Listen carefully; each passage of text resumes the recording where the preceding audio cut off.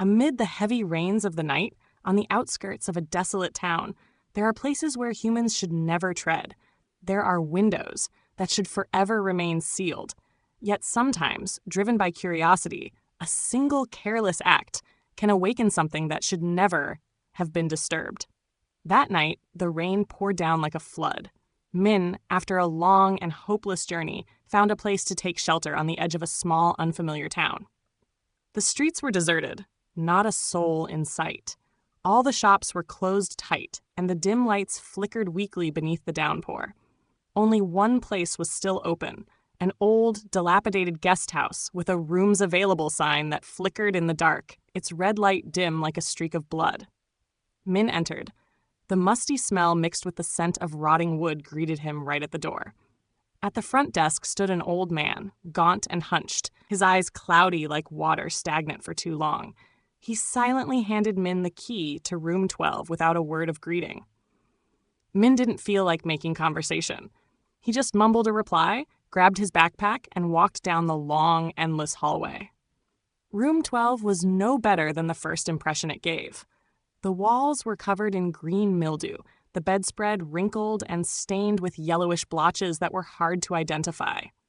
In the corner of the room, standing out amidst the darkness, was a single window, tightly sealed with old wooden planks, nailed shut with rusted nails. A wooden sign hung in the center, "Do not open." Min squinted and stepped closer. The planks were cracked and broken with age. The nails jutted out like rotten teeth gnawing into the window frame. He smirked, thinking, probably just to keep out thieves or rain. What's so serious about it? The room felt unnaturally stuffy. The air conditioner hummed, but couldn't improve the thick, musty atmosphere. Min felt like every breath he took stuck in his chest. Unable to stand it anymore, he decided to pry off the planks. As he forced the first board loose, a loud crack echoed, as if the whole room was letting out a long, tired sigh.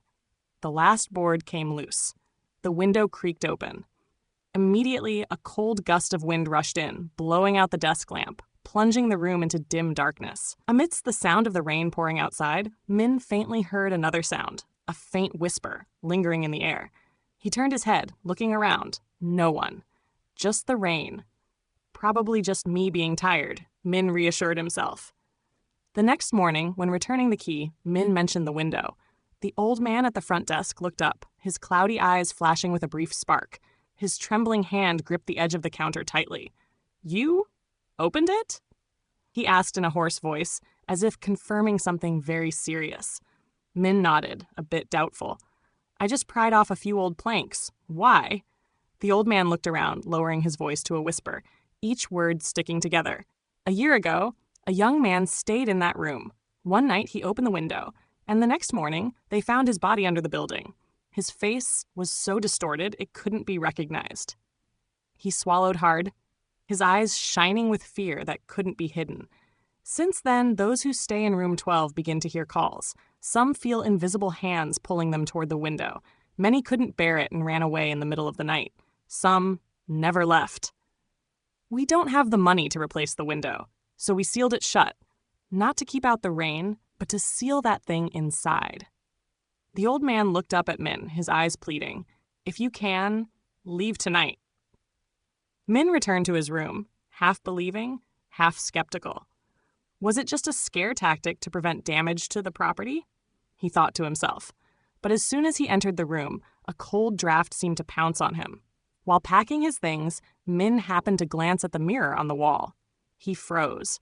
In the mirror, the reflection didn't match his movements. The shadow was still standing still, even though Min had moved. A twisted smile, stretching from ear to ear, appeared on the gaunt face. Its eyes were hollow, bloodshot like two pits of fire. And then, the shadow began to move toward Min, its twisted hand reaching out from the surface of the mirror, as if the boundary between two worlds was being torn apart. The lights in the room flickered on and off. A hoarse laugh echoed from all directions. Min opened his mouth to scream, but his throat felt strangled. The last thing he saw was his own face in the mirror, twisting into another version of himself. Pale, lifeless, and filled with hatred. The window has been opened. Once the old seal is broken, what lurks behind the glass will never stop, until it finds a new soul to take its place. So remember, if one day you come across a window boarded shut with rusted nails, whatever you do, do not touch it.